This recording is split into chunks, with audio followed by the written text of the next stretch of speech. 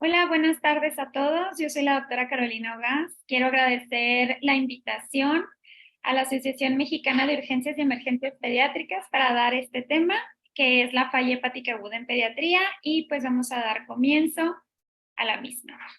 Los temas que vamos a tratar en esta sesión, pues les voy a hablar un poco sobre antecedentes de la falla hepática aguda. Vamos a entender su definición exacta, porque con esto se hace el diagnóstico. Vamos a hablar un poco sobre de epidemiología, la etiología de la falla hepática aguda en pediatría, cómo se presenta, cuál es su cuadro clínico, el abordaje diagnóstico que nosotros tenemos que realizar, el tratamiento y cuáles son las metas en el manejo hospitalario que vamos a tener nosotros. Vamos a hablar también sobre el soporte hepático, que esta es una terapia que se llama MAX, un poco de ella y también un poco de trasplante hepático. Y al final vamos a terminar con conclusiones.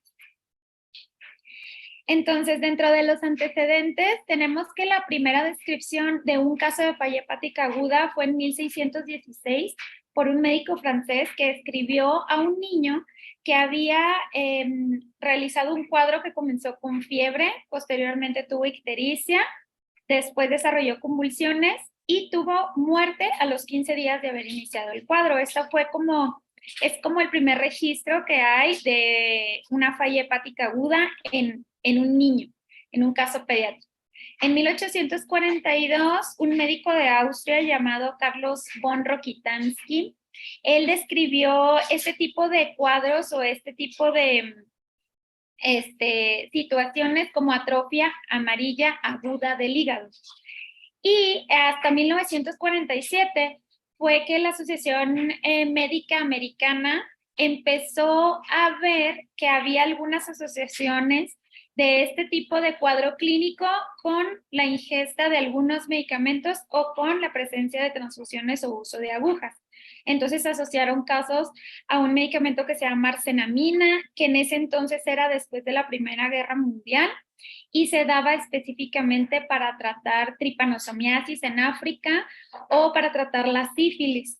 También se asoció estos cuadros de ictericia, falla del hígado y muerte a un antiinflamatorio que se llama sincofeno, que es ese sincofeno salió y se empezó a usar como antiinflamatorio en 1908 y hasta 1934 empezaron a hacer como las asociaciones.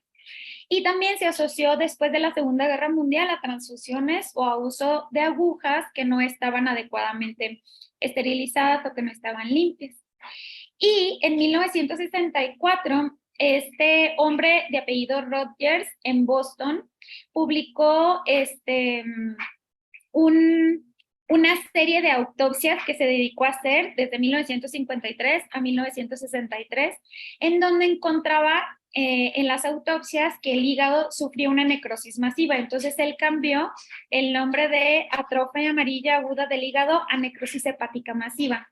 Y con esto se empezaron a hacer grupos de estudio y empezaron a agruparse de diferentes países para ver cuál era la etiología, cuál era la causa de pues de este cuadro clínico. Y ya nosotros en pediatría, hasta 1982, fue cuando se separó como la falla hepática aguda del adulto de la del niño, porque se dieron cuenta que la etiología era diferente y que el niño tenía un comportamiento diferente en su cuadro clínico. Ahorita les voy a decir exactamente en qué. Y fue como cuando se separó. Entonces, pues en México sí tenemos una guía, sí tenemos un consenso para el manejo de la falla hepática aguda en pediatría. Este artículo se publicó en el 2017 por la doctora Alicia Reyes y en conjunto con médicos de múltiples especialidades del Hospital de Pediatría del Centro Médico Nacional Siglo XXI. Y también por parte de la Asociación de Gastroenterología, Patología y Nutrición Pediátrica de Norteamérica, o sea, la NASPAGAN, tenemos un consenso publicado en el 2022 para el diagnóstico y manejo de la falla hepática aguda en pediatría. Entonces, específicamente para cuestiones de esta clase, mis bibliografías principales fueron estos dos artículos. Y pues como una introducción, nosotros sabemos que la falla hepática aguda en pediatría es una importante causa de mortalidad infantil que condiciona hasta el 12.5% de los trasplantes hepáticos en pediatría y va a diferir de la falla hepática en adultos en dos cosas principales. En su definición, ya que en los adultos es necesaria siempre la encefalopatía hepática y en los niños no es así. Y también en la etiología. Obviamente, nosotros como pediatras pues sabemos que pueden generar una falla hepática aguda múltiples cuestiones que pueden ser enfermedades metabólicas o algún otro tipo de cuestión que pues no es así en el caso de los adultos. Entonces, para definir la falla hepática aguda, nosotros tenemos que tener principalmente tres cuestiones. Que tengamos una enfermedad hepática aguda sin evidencia de enfermedad crónica previa, que ahorita voy a hacer como un paréntesis en esto. Tenemos que tener también la evidencia bioquímica de la lesión hepática. ¿Qué quiere decir esto? Transaminasas elevadas. Y tiene que existir coagulopatía que no corrija con la administración de vitamina K. Y es aquí en donde se hace el diagnóstico con la coagulopatía, con la toma de tiempos de coagulación, porque podemos nosotros tener eventos o cuadros clínicos que sean de hepatitis o de colestasis, hepatitis colestásica, pero si los tiempos de coagulación son normales, pues no va a clasificar o no va a entrar en la definición de falla hepática aguda. Para definir una falla hepática aguda necesitamos un tiempo de protrombina con un TP de más de 15 segundos o un INR mayor a 1.5 con datos de encefalopatía hepática. Entonces, si nosotros tenemos a un paciente que tiene hepatitis y nuestro INR es mayor a 1.5 y vemos al niño con cuadro de encefalopatía, ahí tenemos el diagnóstico de falla hepática aguda. En cambio, si nuestro paciente tiene el cuadro clínico de hepatitis, tiene ictericia, pero no tiene encefalopatía hepática, nosotros tenemos que tener un TP más de 20 segundos con un INR mayor a 2. Entonces, esto generalmente es el cuadro que presentan los niños en pediatría. Los niños en pediatría generalmente la encefalopatía la hacen como un poquito más tardía, entonces la mayoría llega sin encefalopatía todavía o nosotros los captamos sin encefalopatía y el INR tiene que ser mayor a 2 para hacer el diagnóstico. Aquí es importante comentar, porque lo comentan en las guías, en la de la NASPIGAN, que la enfermedad hepática aguda sin evidencia de enfermedad crónica previa, esto en pediatría tiene que quedar como claro porque en algunas ocasiones pues los pacientes aún no tienen un diagnóstico y evolucionan a falla hepática aguda y nos llegan a nosotros así. O sea, ellos empiezan con un daño, por ejemplo, con hepatitis autoinmune y llegan y se presentan con nosotros ya con un cuadro de falla hepática aguda, entonces ahí es donde nosotros tenemos que hacer la definición como tal de falla hepática aguda, aunque si existiera una enfermedad previa hepática, pero para nosotros pues no era evidente. Dentro de la epidemiología, pues se reportan aproximadamente de 500 a 600 casos por año en Estados Unidos, pero en países en vías de desarrollo, pues se estima que los casos se presenten con más frecuencia, en especial en Sudamérica y en el sudeste asiático, secundarios a hepatitis A.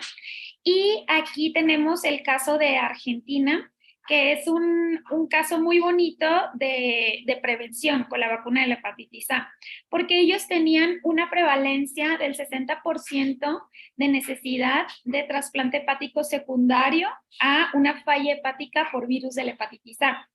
Entonces, cuando ellos vieron esto, que realmente muchas de las fallas hepáticas que condicionaban o que requerían trasplante eran secundarias a la hepatitis A, ellos introdujeron a su cartilla de vacunación la vacuna contra la hepatitis A y pues la tasa de ser de 70% pasó a 0. Entonces, esta es la importancia de la prevención y de promocionar o de seguir inculcando la vacunación en los niños. Ya hablando de la etiología, pues en general las causas de la falla hepática aguda como todo en pediatría, van a ser de acuerdo al grupo etario. Aquí en la falla hepática aguda nosotros podemos dividirlos en dos grandes grupos. Los niños menores de 1 año, que va a ser solo el 35% de los casos, y los niños mayores de 1 año, que va a ser el 65% de los casos. Aquí en los menores de 1 año les puse o les subrayé la palabra de enfermedades metabólicas. ¿Por qué? Porque estas son las causas que condicionan que un niño menor de 1 año desarrolle una falla hepática aguda. Y dentro de las enfermedades metabólicas, pues tenemos a los errores innatos del metabolismo, como la tirosinemia, los trastornos del ciclo de la urea, la galactosemia, la fructosinemia, y también la hemocromatosis neonatal, que este es un cuadro súper específico de falla hepática en los recién nacidos, o sea, en los neonatos, y algunas enfermedades mitocondriales. Estas van a ser las causas más frecuentes en los niños menores de 1 año, pero eso no quiere decir que puedan tener otras causas. Por ejemplo, ellos también pueden tener falla hepática por infecciones virales, por virus del Epstein-Barr o citomegalovirus o virus de herpes simple. Y también pueden desarrollar otras enfermedades como linfohistiocytosis hemofagocítica, puede estar relacionada a la falla hepática aguda a daño isquémico obstrucción de la salida del flujo venoso. Y en los mayores de 1 año, aquí les subrayo que la principal etiología pues no es determinada o también la llamamos idiopática, que no sabemos cuál es exactamente la causa, y ahorita en la siguiente diapositiva les voy a presentar una gráfica en relación a esto. La mayoría de las fallas hepáticas agudas en niños mayores de 1 año, la etiología no puede ser determinada.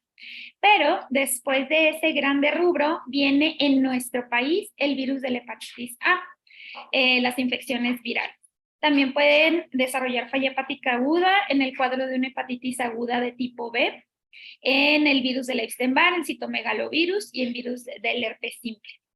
En estos niños que ya son mayores de 1 año, las drogas, los fármacos, son una causa importante y frecuente de falla hepática, y dentro de los que resaltan, pues es el paracetamol, es como que con el que todos estamos relacionados, pero también hay otros fármacos que se han relacionado con daño hepático inducido por drogas que pudiera condicionar la falla hepática, como la isoniazida, que pues es un antifímico, que aquí en México lo seguimos utilizando mucho, la nitrofurantoína, la tetraciclina, pero quiero que pongan atención en los siguientes medicamentos que son antibióticos: ciprofloxacino, eritromicina, amoxicilina y ácido clavulánico.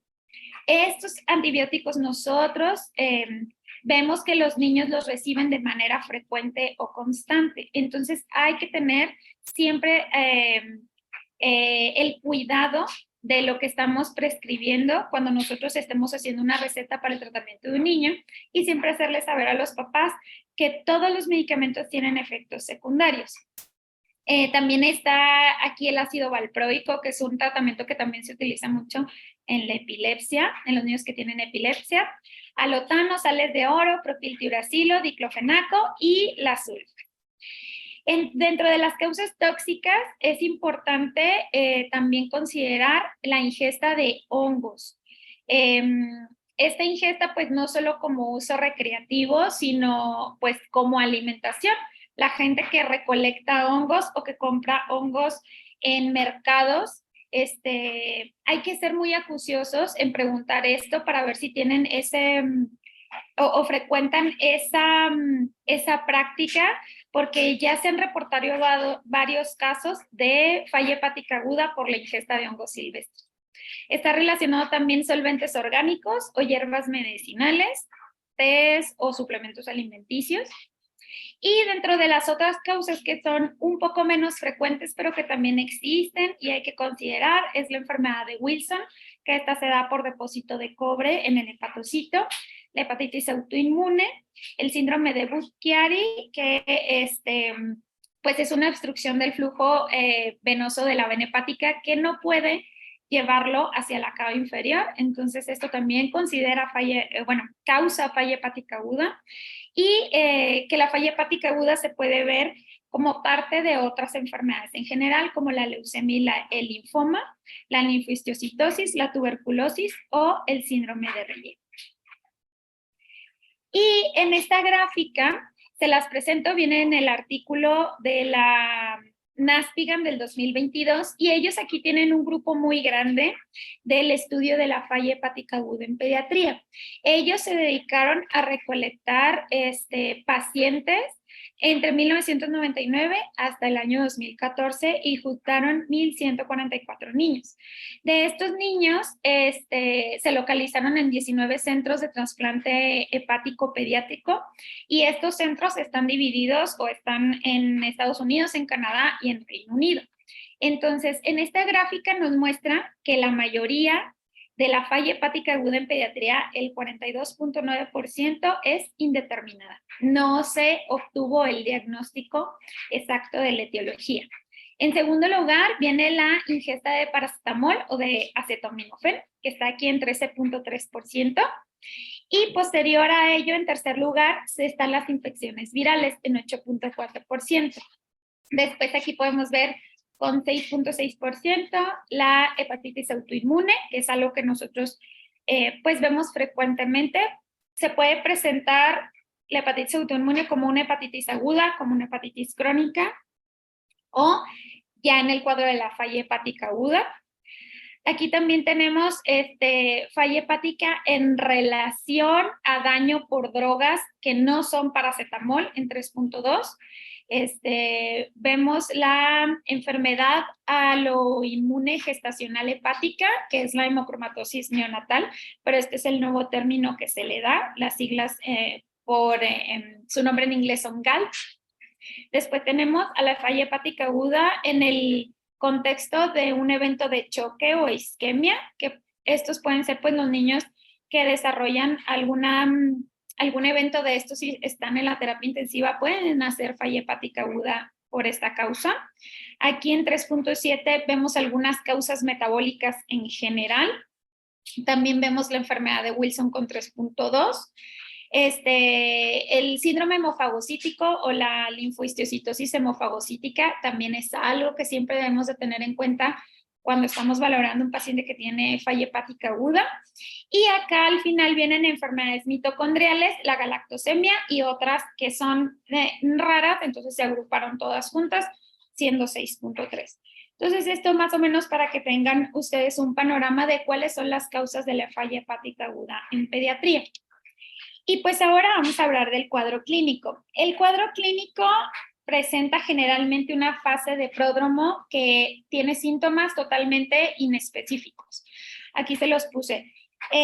Los familiares en este momento generalmente buscan una consulta, una valoración por un médico, y los niños los pueden referir con anorexia o hiporexia, con astenia, con adinamia, que están irritables, que tienen dolor abdominal, presentan vómito, o en aproximadamente el 10%, o cuando se trata de una etiología infecciosa, pueden presentar fiebre.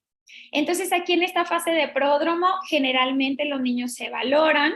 Aquí a veces pues dejan medicamentos y sospechan antibióticos y sospechan de alguna infección, o dejan antipiréticos si el niño tiene fiebre, pero no es hasta cuando se presenta la ictericia, que es cuando ya se piensa o ya florece como tal el cuadro de hepatitis, y es cuando vuelven a solicitar la valoración. Este niño aquí se los puse para que vieran la ictericia en sus ojitos, en las escleras, y pues se sabe que la bilirrubina va a ser clínicamente valorable en las escleras cuando es mayor a 2 la bilirrubina total. Entonces, mientras no tengan bilirrubina total mayor a 2, nosotros no vamos a poder verla clínicamente, pero pues se podrían solicitar los laboratorios. Y ya que aparece la ictericia, aquí en el tiempo para que, bueno, en el espacio que tengamos para tener los tiempos de coagulación alargados, es donde se puede clasificar por tiempo la falla hepática. Si los tiempos de coagulación alargados o la coagulopatía apareció dentro de los primeros 10 días, de la enfermedad se puede considerar hiperaguda, cuando aparece entre el día 10 y el día 30 aguda, y cuando aparece después del día 30 o que ha continuado, pues ya se le puede llamar subaguda. Esto nada más es meramente una clasificación de tiempo, pero no es pues de gran utilidad, porque lo que se necesita hacer es el diagnóstico de la coagulopatía, los tiempos de coagulación alargados. Y los tiempos de coagulación alargados pueden presentarse ya en conjunto con la encefalopatía o aparecer después la encefalopatía de cuando nosotros ya detectamos los tiempos de coagulación alargados. Aquí en esta diapositiva que voy a hablar sobre la encefalopatía hepática, les puse este video de un paciente que tuvimos de 5 meses, que él llegó al hospital con datos de falla hepática aguda, pero aparentemente pues él estaba desarrollando una enfermedad hepática desde el mes de vida. Entonces quiero que vean el ligero movimiento como clonus que presentaba este paciente. Lo habían recién extubado, entonces estaban pensando que pudiera ser como un evento de crisis convulsivas. Entonces solicitaron el electroencefalograma, que aquí ahorita se los voy a explicar, y pues nos dimos cuenta de que el electroencefalograma estaba normal, tenía pues estos eventos de movimiento, de interferencia, pero realmente no eran crisis convulsivas, era encefalopatía. Entonces, como todo en pediatría, para evaluar la encefalopatía hepática en lactantes o niños pequeños, sobre todo en preescolares, es un poco difícil. Y nosotros lo dividimos en la clínica, podemos buscar reflejos, signos neurológicos y pues en caso de que nos quede duda, apoyarnos con el electroencefalograma. Entonces, cuando nosotros veamos un niño en el cuadro de falla hepática, tenemos que valorar la presencia de encefalopatía. Entonces, en el estadio 1, los lactantes o niños pequeños pueden estar irritables, pueden tener llanto inconsolable, poca atención a las tareas, y los padres referirlos como que no tienen un comportamiento normal. Los reflejos pueden estar todavía normales, signos neurológicos son difíciles de evaluar y el electroencefalograma en general pues va a ser normal, no va a tener ninguna diferencia. Y en el adolescente ellos refieren confusión, cambios en el estado de ánimo, que estén como más irritables, pues con el trato, alteración del ciclo circadiano, que quiere decir que las mamás generalmente te refieren, estuve despierto toda la noche y cuando llegó la mañana se durmió todo el día hasta la tarde, y que los refieran como olvidadizos. Aquí los reflejos también van a estar normales. En los signos neurológicos pueden tener ellos temblor, pueden tener apraxia o alteración en la escritura manual, y pues pueden tener su electroencefalograma normal. Y en la encefalopatía grado 2 para lactantes o niños, realmente no hay mucha diferencia entre el grado 1. Si se fijan aquí de la clínica es lo mismo. Los reflejos ya puede haber hiperreflexia, y en el electroencefalograma pues ya vamos a ver el lentecimiento generalizado de las ondas o la presencia de ondas trifásicas. Y en el adolescente los padres no lo pueden referir, o en el niño mayor, como somnoliento, que tiene un comportamiento inapropiado o que está desinhibido. Y a la exploración física en los reflejos, pues van a tener hiperreflexia. En los signos neurológicos, los niños pueden presentarse con disartria o pueden tener ataxia. En el grado 3 de encefalopatía, en lactantes o niños, pues ya van a ser bebitos que tengan somnolencia, que estén en estupor o que estén como muy combativos. Van a estar hiperreflécticos e igual el electroencefalograma pues va a ser anormal. En el adolescente también estupor y va a obedecer solo órdenes simples. Puede haber incluso hiperreflexia del signo de Babinski positivo.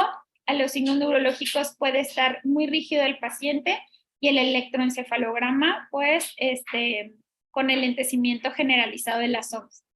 Y en la encefalopatía grado 4, pues los niños prácticamente ya están en un estado de coma, que pueden responder con estímulos dolorosos, así se divide la encefalopatía grado 4, que responden con estímulos dolorosos 4A y que no responden con el estímulo doloroso 4B. Los reflejos van a estar completamente ausentes y ya van a tener los niños una posición de descerebración o de corticación, con el electroencefalograma que va a presentar ondas muy lentas. Entonces, este niño nosotros consideramos que tenía una encefalopatía grado 3 porque presentaba como un clonus constante. Y en el electroencefalograma tenía un enlentecimiento generalizado con presencia de interferencia cuando presentaba estos movimientos.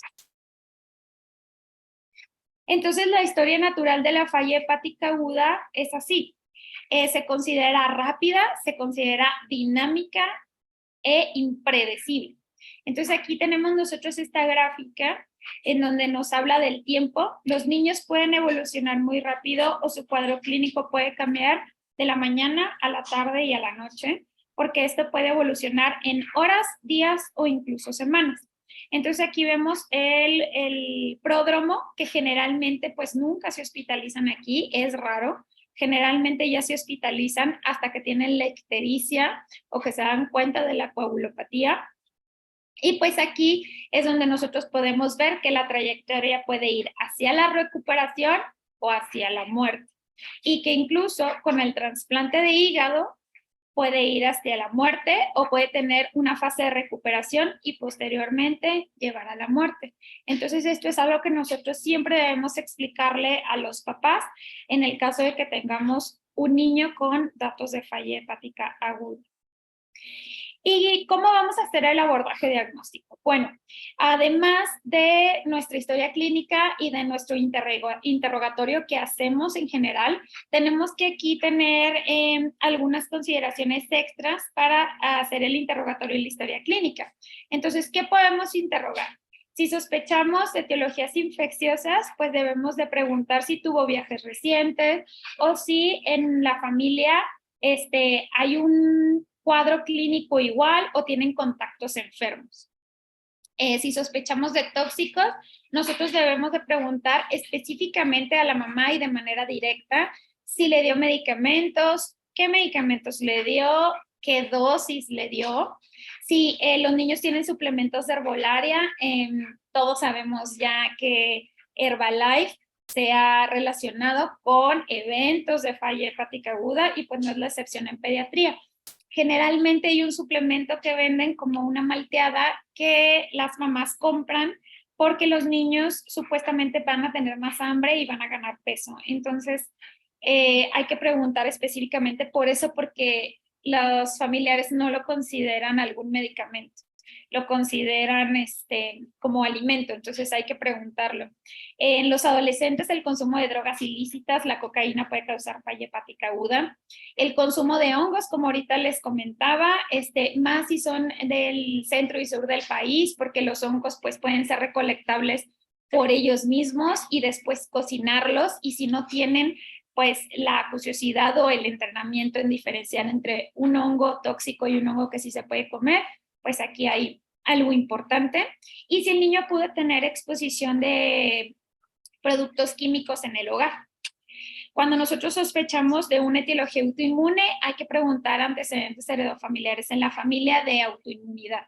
Si hay familiares que tengan lupus, espondilitis anquilosante, enfermedad inflamatoria intestinal, etc. Y si nosotros sospechamos en lo metabólico, porque tal vez tengamos un paciente que tiene falla hepática aguda y es menor de 1 año, como ahorita les comentaba, pues hay que fijarnos bien cómo estaba su desarrollo psicomotor para ver si ya no existía un retraso previo. Hay que preguntar por historia familiar de enfermedad hepática. A la mamá hay que preguntar directamente si hay antecedente de que ha tenido abortos, que ha tenido pérdidas fetales, o sea, ya en el embarazo avanzado, o que hayan tenido mortinatos. Niños que nacen y se mueren en el primer mes, en el segundo mes de vida, eso es súper importante preguntarlos. También preguntar la consanguinidad. Es súper frecuente en nuestro país y es algo que debemos de preguntar. Su esposo, es su primo segundo, es su primo algo. Siempre tenemos que hacer esa pregunta en específico de consanguinidad. Y hay que preguntar si en algún momento de la familia alguien ha sufrido episodios de alteración en el estado de conciencia. Esto como sugiriendo, dando a entender de que pudieron tener una encefalopatía y pues nadie lo hubiera detectado. Y en el abordaje diagnóstico, pues obviamente nosotros, bueno, en la exploración física, obviamente nosotros debemos de hacer nuestra exploración física completa, pero en el caso de un paciente con falla hepática aguda, pues nosotros debemos de fijarnos más en cuanto a general, si el paciente ya tenía falla en el crecimiento, si ya tenía desnutrición, etcétera, si tiene alguna dismorfia facial, eso va a ser importante también. A nivel abdominal, si el paciente presenta citis, si tiene visceromegalia, si tiene hepatomegalia o esplenomegalia, o al contrario, muchas fallas hepáticas agudas no tienen visceromegalias porque está ocurriendo una necrosis masiva del hígado, entonces ni siquiera se va a palpar. Pero en algunas etiologías en donde puede haber infiltración, como un síndrome hemofagocítico, pues lo podemos encontrar con hepatoesplenomegalia. O la esplenomegalia ser secundaria a una ingurgitación que ya sea de una enfermedad hepática crónica previa, pero que pues los pacientes no, o los familiares no lo sepan aún. Y en la piel podemos ver jantomas, la red venosa colateral y pues el edema en extremidades, bipalpebral, en la cara en general. Y pues cuando nosotros tengamos un paciente con sospecha de falla hepática aguda, primero vamos a tomar laboratorios generales. La biometría para ver si hay datos de leucocitosis, para ver si hay datos de anemia, que esto puede ser importante en el caso de que sea una enfermedad autoinmune. En la química sanguínea para ver si ya existe hipoglucemia, hiperglucemia, alteraciones en los electrolitos, gasometría y lactato, que si bien pueden traducirnos pues un estado de gravedad por hipoperfusión, cuando hay acidosis o hiperlactatemia, pero también en el caso de los niños menores de 1 año, pues lactatos muy elevados también pueden hablarnos de un error innato del metabolismo y ya irnos como más encaminado a eso. Las pruebas de funcionamiento hepático son importantes porque con estas vamos a evaluar varias funciones del hígado. Primero, con las transaminatas, pues nosotros podemos evaluar el grado de inflamación que existe. Puede haber elevaciones de las enzimas hepáticas muy grandes y que en laboratorio nos las reporten miles, pero también puede ser que estén muy ligeramente elevadas en 100, en 200 y pues a veces no cuadramos con que tiene falla hepática y el niño tiene esos niveles de enzimas hepáticas, pero puede suceder porque no sabemos cuánto tiempo lleva este proceso, porque a lo mejor es una enfermedad que ya se vino desarrollando y evolucionó a falla hepática, o porque ya puede existir una necrosis hepática grande. También en las pruebas de funcionamiento hepático vamos a evaluar el drenaje o la función de drenaje del hígado con las bilirrubinas, la fosfatasa alcalina, la gamma-glutamiltransferasa, que son enzimas específicas del colangiocito que también debemos de valorar, y la función de la depuración del amonio. El amonio se tiene que pedir específicamente en estos pacientes que nosotros vemos o que estamos sospechando de falla hepática. Y para evaluar la función de síntesis del hígado es súper importante pedir la albúmina, pero también los tiempos de coagulación. Acuérdense que los tiempos de coagulación son los que nos van a hacer el diagnóstico como tal de la falla hepática aguda con el INR, mayor a 1.5 si ya tiene encefalopatía o mayor a 2 si no tiene datos de encefalopatía. Entonces, ya teniendo nosotros a nuestro paciente clasificado con falla hepática aguda, ya podemos proceder a hacer los estudios especiales. Entonces, aquí nosotros vamos a ir solicitando conforme hayamos encontrado hallazgos en la exploración física y en el interrogatorio, en la historia clínica. Entonces, aquí es súper importante y se los subrayé y se los puse en negritas. En nuestro país, la principal causa es, o una causa muy frecuente es la hepatitis A. Entonces, hay que pedir una IgM para hepatitiza. No podemos pensar, sí, es secundario hepatitis A porque vivimos en México, somos un país en vías de desarrollo. No, siempre tenemos que tener o corroborar el diagnóstico solicitando un IgM, pero podemos pedir las IgM y las IgGs o incluso PCR para detectar los otros virus. Virus de la hepatitis B, virus de la hepatitis C, D y E, citomegalovirus, Epstein-Barr, herpes simple, varicela zoster, parvovirus, adenovirus y ecovirus. Acuérdense que cuando el año pasado tuvimos las hepatitis agudas graves de etiología desconocida, en muchos de ellos los niños salían positivos para adenovirus. Entonces, si está a nuestro alcance, hay que solicitarlos. En el contexto de que nosotros tengamos a un recién nacido con datos de falla hepática aguda, pues es necesario pedir la transferrina, la ferritina, el hierro sérico, triglicéridos y fibrinógeno, esto para descartar la hemocromatosis neonatal.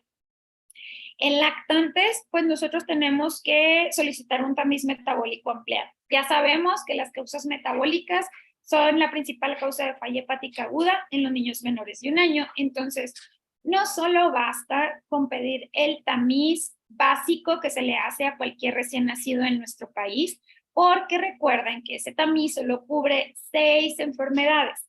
Entonces, dentro de esas 6 enfermedades, la galactosemia es la que nos puede causar falla hepática aguda.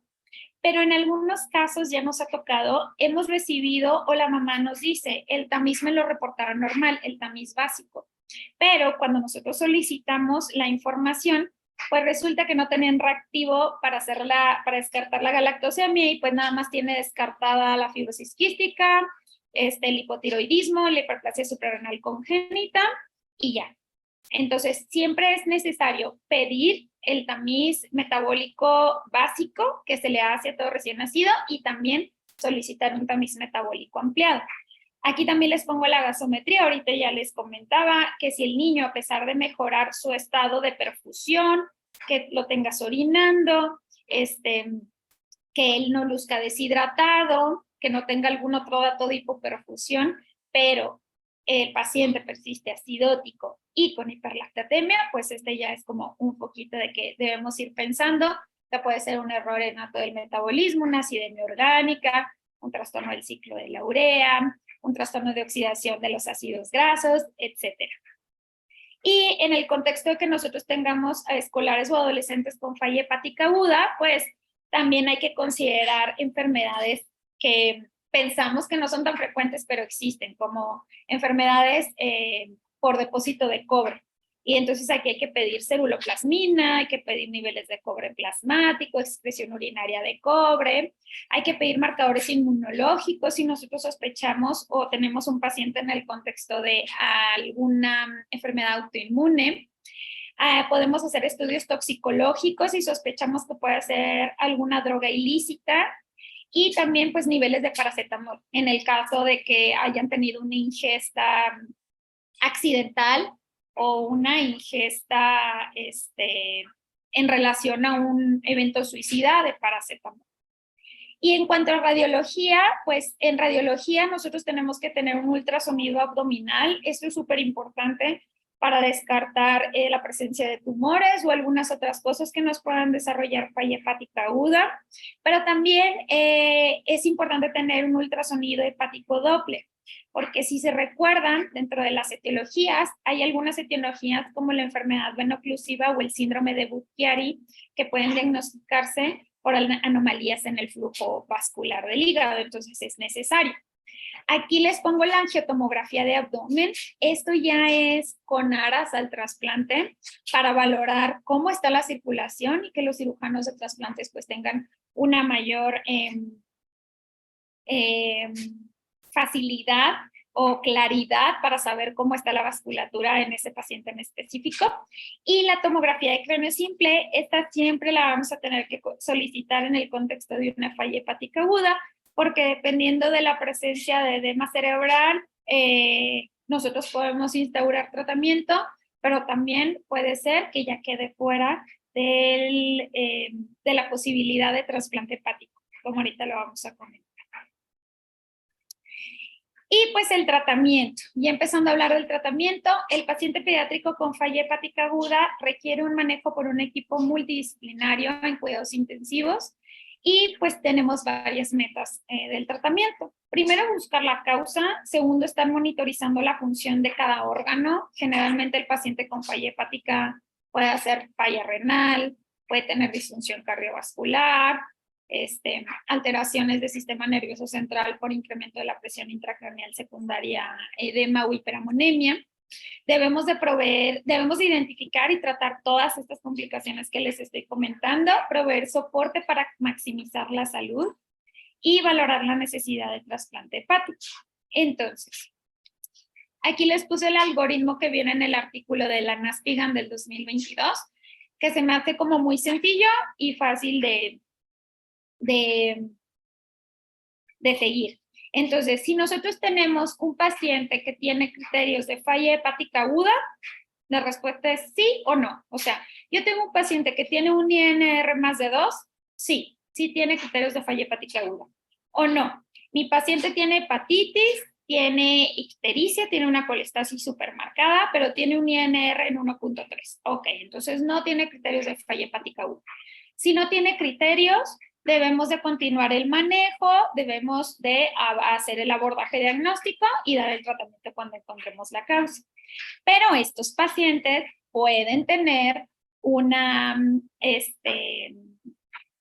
deterioro que los puede llevar a una falla hepática aguda. Entonces, si nuestro paciente cuando ingresa tiene datos de una falla hepática aguda, nosotros debemos de transferirlo o enviarlo a un centro pediátrico en donde tengan la disponibilidad del trasplante de hígado.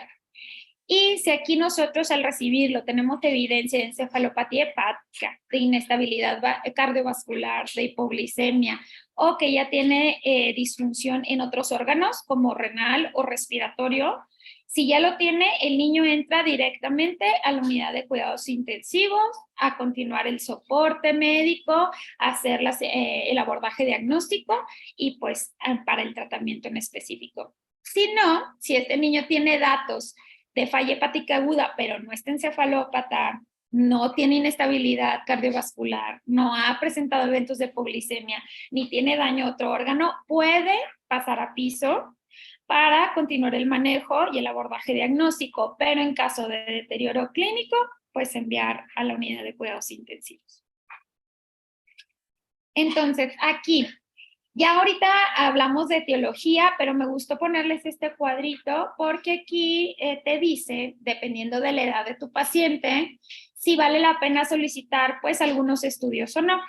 Por ejemplo, en enfermedades infecciosas, pues solicitar estudios de PCR aquí sugiere, pero podemos pedir IgM e IgG.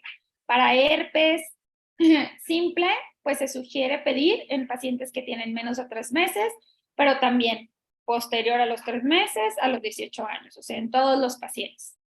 Para enterovirus, en todos los pacientes también se sugiere, pero hasta los 3 años, no hasta los 18 años, como podemos ver aquí. En la IgM para hepatitis A se sugiere solicitar en pacientes de 3 meses en adelante porque pues ellos ya están en contacto o ya pudieron haber entrado en contacto con el virus de la hepatitis A, hasta los adolescentes. El antígeno de superficie de la hepatitis B, pues este se considera que se puede solicitar a partir de los 3 meses, porque antes de los 3 meses, el hecho de que sea positivo no quiere decir que tienen la infección, porque acuérdense que puede ser anticuerpo de la madre. Para Epstein-Barr también lo solicitan o se sugiere que lo pidamos después de los 3 meses de edad y en todos. Y obviamente si nosotros tenemos un cuadro en el que la mamá tiene hepatitis B y tenemos un neonato con datos de falla hepática, pues bueno, aquí solicitar la serología, confirmar la serología materna para hepatitis B en los niños menores de 3 meses.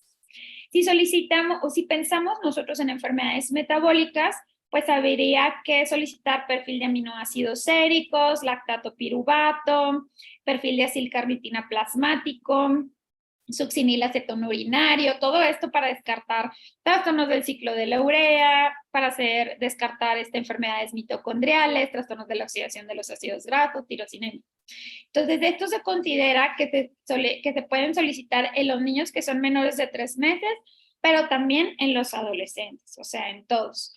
Pero si se fijan acá, cuando nosotros sospechamos en enfermedad de Wilson o en enfermedades autoinmunes, me voy a saltar acá, el solicitar la ceruloplasmina, el cobre en orina o los anticuerpos antinucleares, antimúsculo liso, microsomales de hígado y riñón, la inmunoglobulina G, pues se recomienda que se haga a partir de los 3 meses, porque es una enfermedad que se puede presentar de manera muy rara en menores de 3 meses.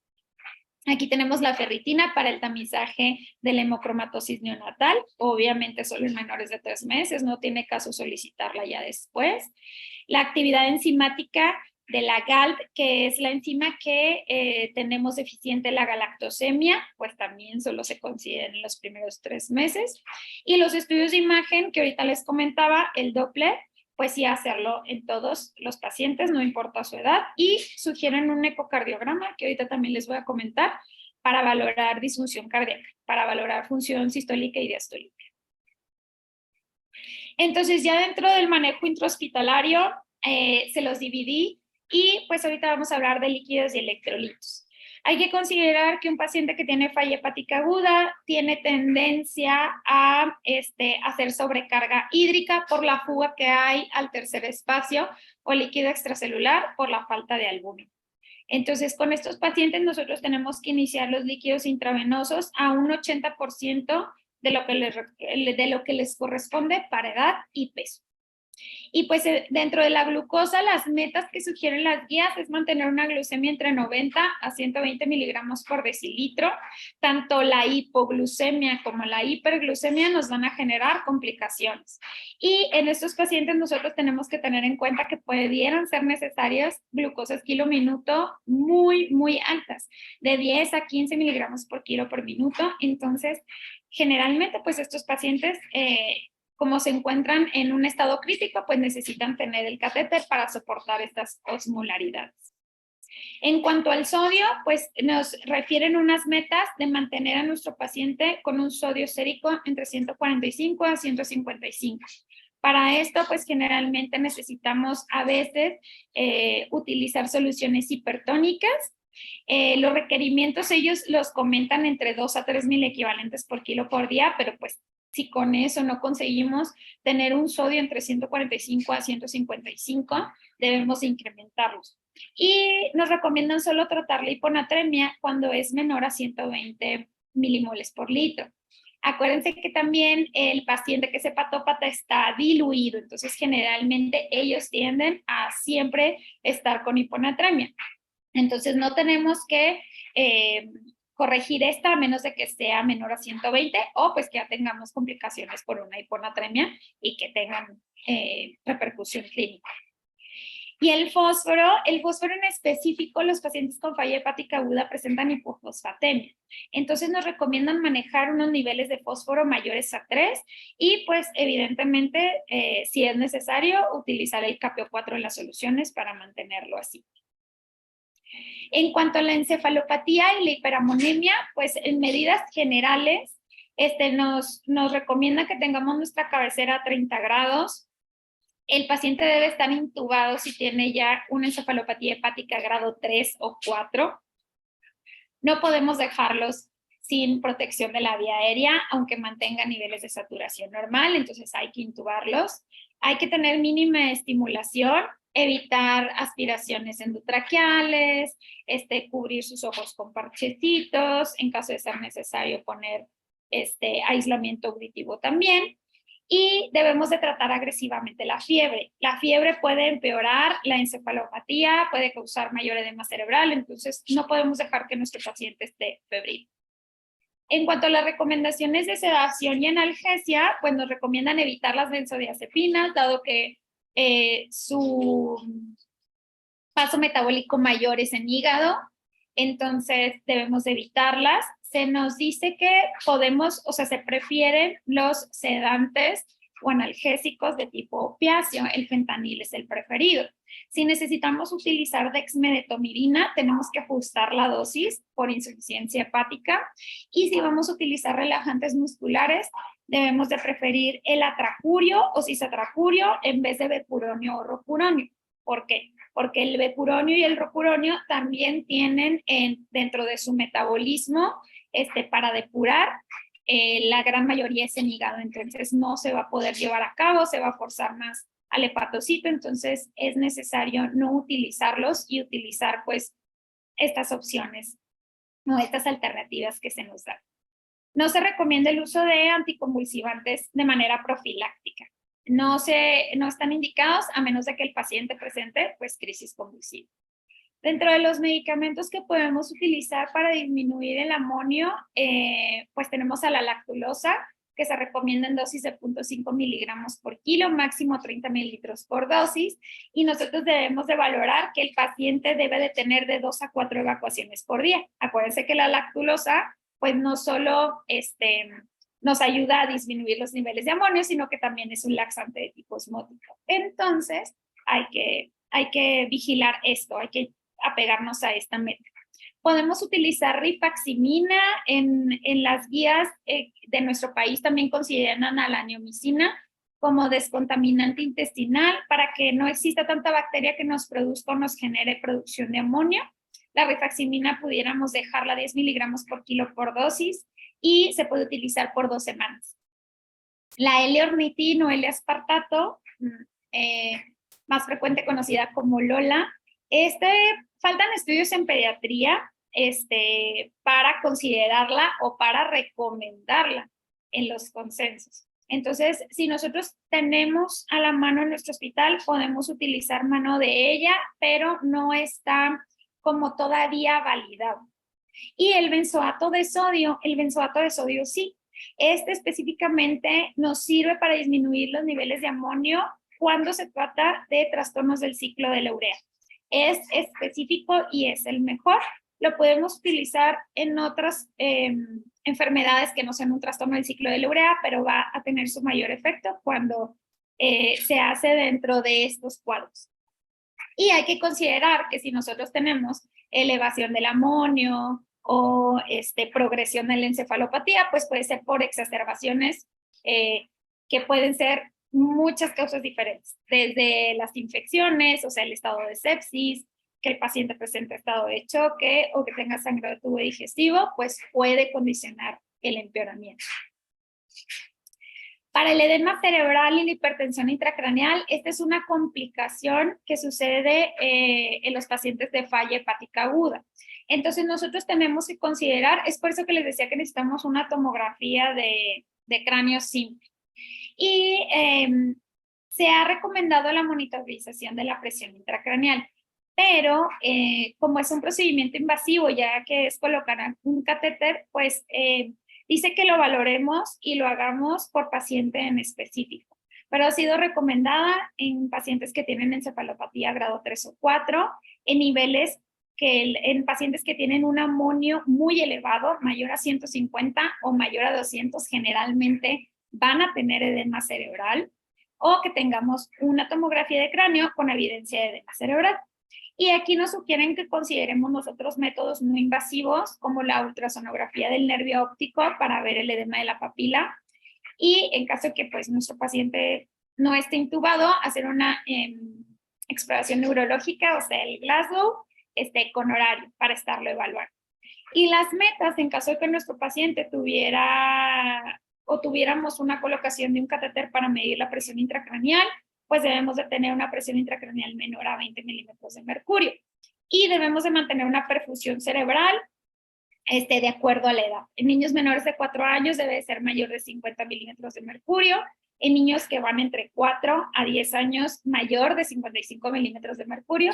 Y en niños ya mayores de 10 años, hasta adolescentes, mayor de 70. ¿Y cuáles son las terapias específicas para tratar el edema cerebral? Pues nos recomiendan las guías que utilicemos manitol de 0.5 a 1 gramo por kilo. Y también usar mano de la solución salina hipertónica para mantener nuestro sodio en metas de entre 145 a 155. La presión del dióxido de carbono, del CO2, se nos recomienda mantenerla entre 30 a 35 y no se ha demostrado utilidad de hipotermia en niños ni uso de esteroides para el edema cerebral. En cuanto al manejo de la coagulopatía, bueno, aquí es súper importante que nosotros indiquemos administración de vitamina K. Generalmente se recomienda de manera intramuscular, pero también se puede administrar de manera intravenosa. La dosis sería 0.2 miligramos por kilo o el máximo, que son 10 miligramos al día en ya niños mayores cada 24 horas. Se puede utilizar también factor 7 recombinante. Este se recomienda utilizar solo para procedimientos invasivos, o sea, si el niño va a tener un catéter para medir la presión intracraneal o si se va a someter a algún otro procedimiento invasivo, cada 4 o 6 horas, pero debemos de valorarlo y ser indicado también por paciente en específico, dado que este factor puede condicionar trombosis, a pesar de la coagulopatía que existe y pues es costoso. Las transfusiones. ¿Cuándo van a estar indicadas las transfusiones? Evidentemente nosotros vamos a tener un niño que tiene falla hepática porque tiene los tiempos de coagulación alargados, pero no se recomienda querer corregir el INR o el TP en ausencia de sangrado. Si nuestro paciente no tiene datos de sangrado, no tenemos por qué estar transfundiendo plasma fresco con horario. No debe de ser así. Las transfusiones van a estar indicadas ¿cuándo? Bueno, el plasma fresco solo lo vamos a indicar transfusión si el paciente se va a someter a un procedimiento invasivo o si tiene sangrado. En algunos centros se utiliza que si tu paciente tiene un INR mayor a 7, pues ahí sí, le indiques plasma fresco congelado.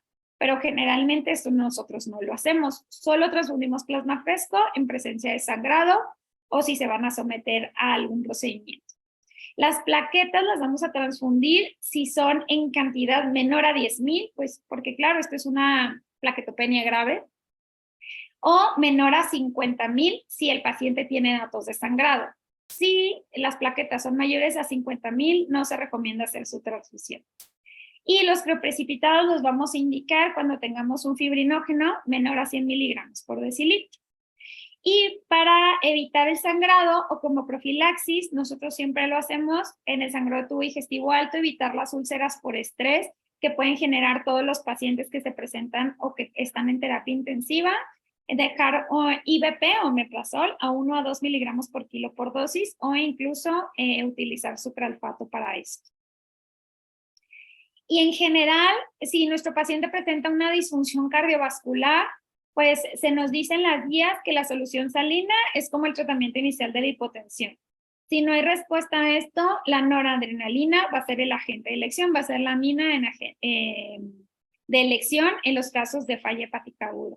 Si no hay respuesta a la noradrenalina, se puede considerar el uso de vasopresina. Y aquí también está considerado que el paciente es candidato a que le pidamos un ecocardiograma para valorar la función sistólica y diastólica. Si nuestro paciente presenta falla renal, entonces nosotros podemos hacerle un reto con líquidos si se sospecha de que es una insuficiencia aguda prerrenal por la restricción que les tenemos. Pero en caso de que el paciente evolucione y requiera una terapia de sustitución renal, se recomienda preferir las terapias que son continuas sobre las terapias que son intermitentes, dado que esto incrementa la presión intracraneal.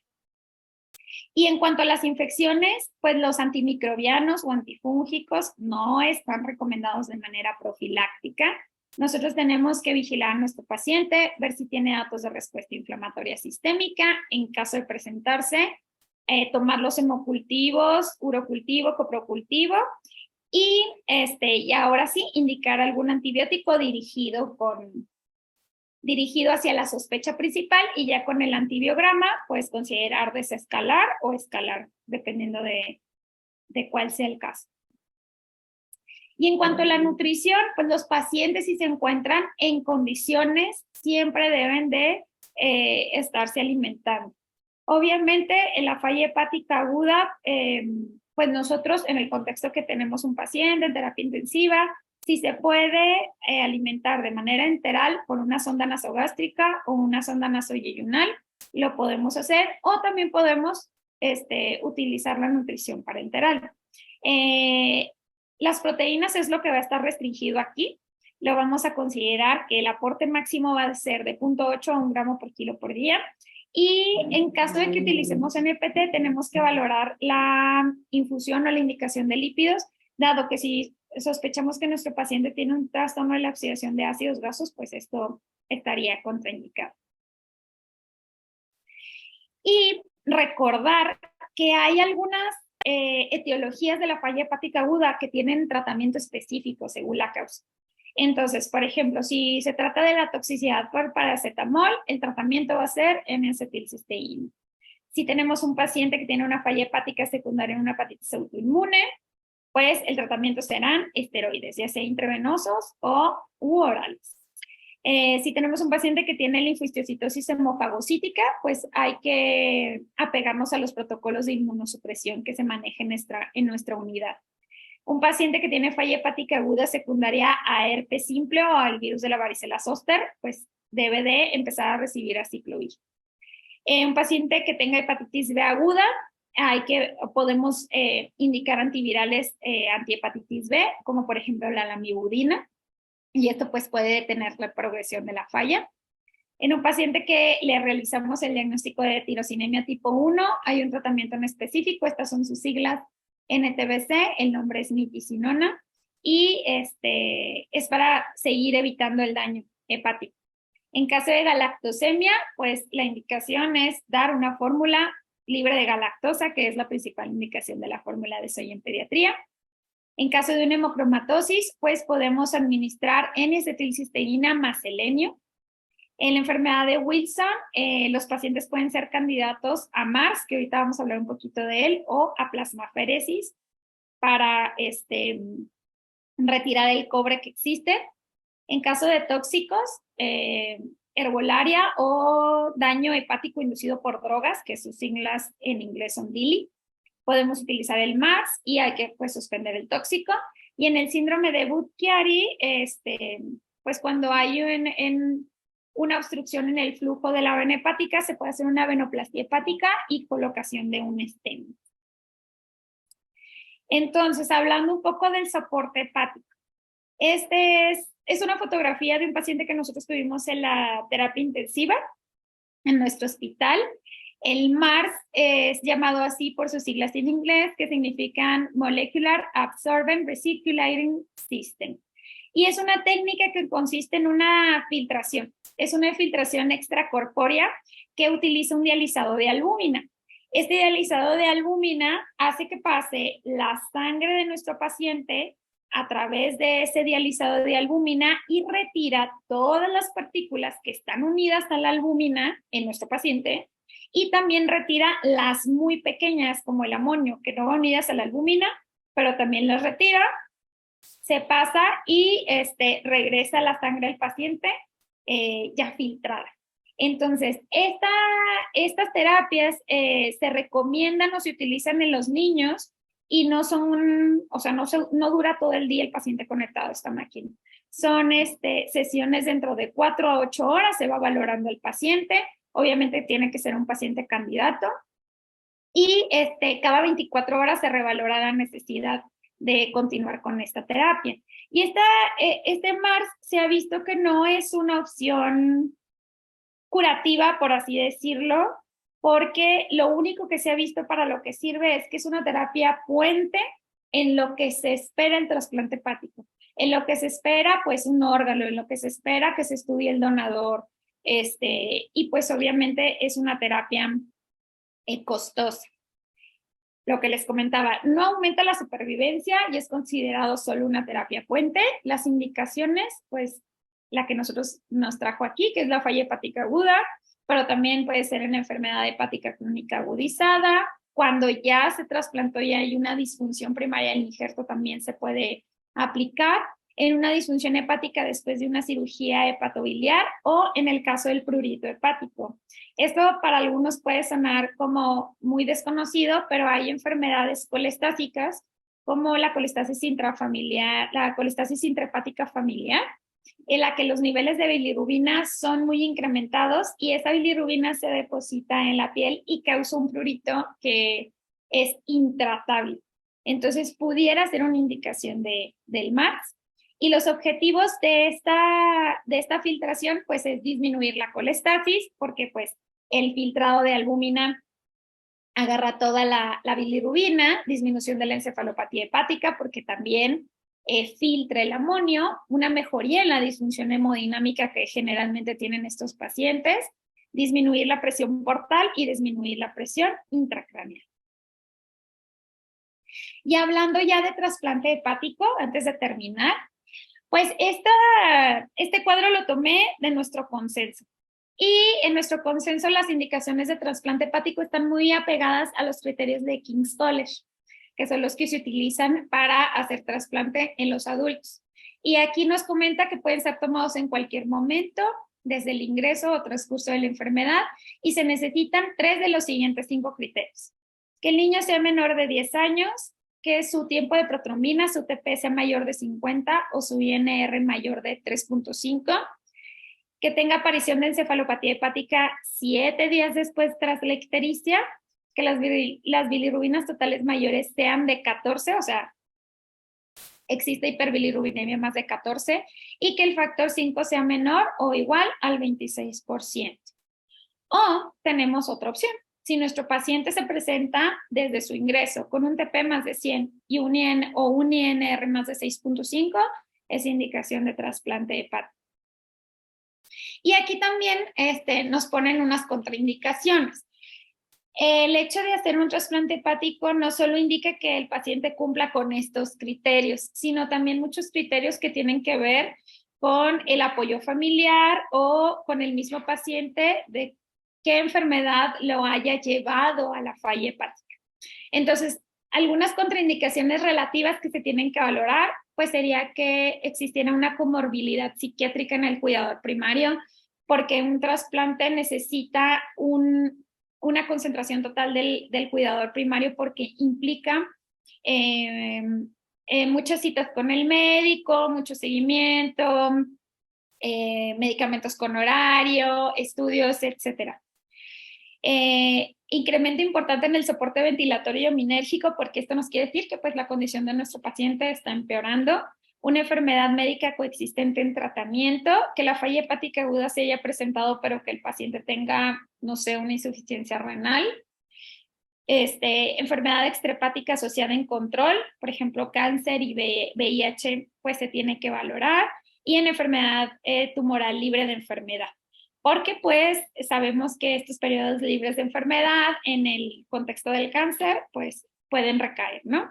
¿Y cuáles serían las contraindicaciones absolutas para no recibir un trasplante? Pues que hubiera con una comorbilidad psiquiátrica severa en el paciente, que tenga deficiencia mental, que tenga adicción a drogas, una enfermedad médica coexistente severa sin control, por ejemplo una leucemia o un linfoma que no esté bien controlado, edema cerebral severo, una hipertensión intracraniana que ya tenga datos de encefalopatía mayor a 3 o que en la tomografía nosotros veamos un edema cerebral severo, que el paciente se encuentre en falla hepática, en falla orgánica múltiple y en una sepsis pues no controlada, contraindicarían totalmente el trasplante de hígado.